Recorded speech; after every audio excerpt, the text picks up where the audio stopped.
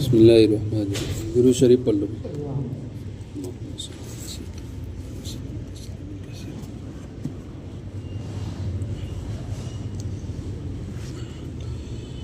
لیکن ان سب کے بعد یہ بھی معلوم ہو جانا ضروری ہے کہ یہ سب دنیاوی دشمنی اور عداوت پر ہیں.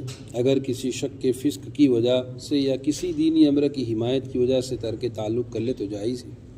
حضرت ابن عمر رضی اللہ تعالیٰ عنہ نے ایک مرتبہ حضور صلی اللہ علیہ وسلم کا ارشاد نقل فرمایا تو ان کے بیٹے نے اس پر ایسا لفظ کہہ دیا جو صورتاً حدیث پر اعتراض تھا.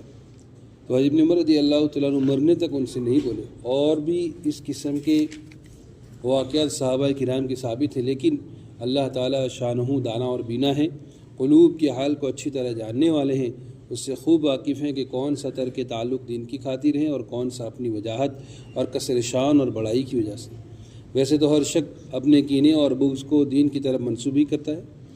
دوسرا امر جو حدیث بالا میں معلوم ہو وہ حکمت الہی کے سامنے رضا اور قبول و تسلیم ہے کہ باوجود اس کے کہ شب قدر کی تعین کا اٹھ جانا صورتاً بہت ہی بڑی خیر کا ہاتھ سے نکل جانا ہے، لیکن چونکہ اللہ کی طرف سے ہے اس لیے حضور صلی اللہ علیہ وسلم کا ارشاد ہے کہ شاید ہمارے لیے یہی بہتر ہو.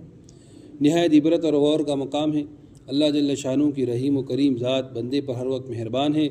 اگر بندہ اپنی بدعمالی سے کسی مصیبت میں مبتلا ہو جاتا ہے تب بھی اللہ جل جلالہ کی طرف سے تھوڑی سی توجہ اور اقرار عجز کے بعد اللہ کا کرم شامل حال ہو جاتا ہے اور وہ مصیبت بھی کسی بڑی خیر کا سبب بنا دی جاتی ہے. اور اللہ کے لیے کوئی چیز مشکل نہیں.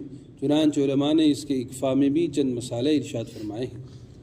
اول یہ کہ اگر یہ تعین باقی رہتی تو بہت سی کوتاہ طبائع ایسی ہوتی کہ اور راتوں کا اہتمام بالکل ترک کر دیتی، اور اس صورت موجودہ میں اس احتمال پر کہ آج ہی شاید شب قدر ہو متعدد راتوں میں عبادت کی توفیق طلب والوں کو نصیب ہو جاتی.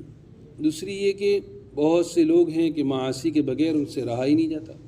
تعین کی صورت میں اگر باوجود معلوم ہونے کہ اس رات میں معصیت کی جرت کی جاتی تو سخت اندیشہ ناک تھا. نبی کریم صلی اللہ علیہ وسلم ایک مرتبہ مسجد میں تشریف لائے کہ ایک صحابی سو رہے تھے. آپ صلی اللہ علیہ وسلم علی رضی اللہ تعالیٰ عنہ سے ارشاد فرمایا کہ ان کو جگاؤ تاکہ وضو کر لیں. علی رضی اللہ تعالیٰ عنہ جگا دیا. مگر حضور صلی اللہ علیہ وسلم سے پوچھا کہ آپ تو خیر کی طرف بہت تیزی سے چلنے والے ہیں، آپ نے خود کیوں نہ جگا دیا؟ حضور صلی اللہ علیہ وسلم نے فرمایا کہ مبادا انکار کر بیٹھتا اور میرے کہنے پر انکار کفر ہو جاتا، تیرے کہنے سے انکار کفر نہیں ہوگا. تو اسی طرح حق سبحانہ و تقدس کی رحمت نے گوارا نہ فرمایا کہ اس عظمت والی رات کے معلوم ہو جانے کے بعد کوئی گناہ پر جرت کرے. تیسری یہ کہ یہ تعین کی صورت میں اگر کسی شخص سے وہ رات اتفاقاً چھوٹ جاتی تو آئندہ راتوں میں افسردگی وغیرہ کی وجہ سے پھر کسی رات کا بھی جاگنا نصیب نہ ہوتا. اور اب رمضان کی ایک دو رات تو کم از کم ہر شخص کو میسر ہو ہی جاتی ہیں. چوتھی ہے کہ جتنی راتیں طلب میں خرچ ہوتی ہیں ان سب کا مستقل ثواب علیحدہ ملے گا. پانچویں کہ رمضان کی عبادت میں حق تعالیٰ شانہ ملائکہ پر تفاخر فرماتے ہیں جیسا کہ پہلی روایت میں معلوم ہو چکا. اس صورت میں تفاخر کا زیادہ موقع ہے کہ بندے باوجود معلوم نہ ہونے کے محض احتمال اور خیال پر رات بھر جاگتے ہیں اور عبادت میں مشغول رہتے ہیں، جبکہ احتمال پر اس قدر کوشش کر رہے ہیں. اگر بتا دیا جاتا کہ یہی شب قدر ہے تو پھر ان کی کوششوں کا کیا حال ہوتا. ان کے علاوہ اور بھی مسائل ہو سکتی ہیں. ایسے ہی امور کی وجہ سے عادت اللہ جاری ہے کہ اس نوع کی اہم چیزوں کو مخفی فرما دیتے ہیں، چنانچہ اس میں آدم کو مخفی فرما دیا. اس طرح جمعہ کے دن ایک وقت خاص مقبولیت دعا کا ہے، اس کو بھی مخفی فرما دیا. ایسے اور بھی بہت سی چیزیں اس میں شامل ہیں.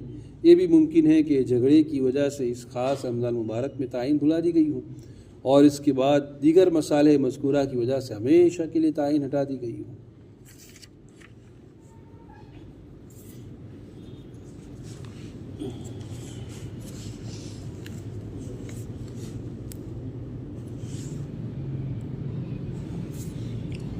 حدیث پاک میں زکوٰۃ نہ دینے پر اس مال کا سانپ بن کر توق پہنایا جانا ذکر کیا ہے، اور پہلی حدیث میں آگ پر تپا کر داغ دینا گزرا ہے، اور دونوں قسم کے عذاب قرآن پاک کی 2 آیتوں میں بھی گزر چکے ہیں، اور دونوں آیتیں دوسری فصل کی آیت کے ذیل میں گزری ہیں.